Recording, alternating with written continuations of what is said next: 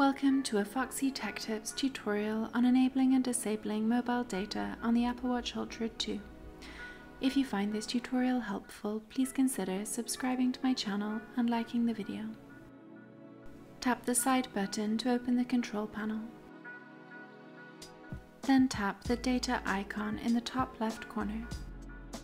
Tap the toggle to the right of mobile data to turn it on and off. When the toggle is green, mobile data is switched on, and when grey, it is switched off. You can also get to the mobile data settings from the Settings app. To do this, tap the digital crown to open the app menu.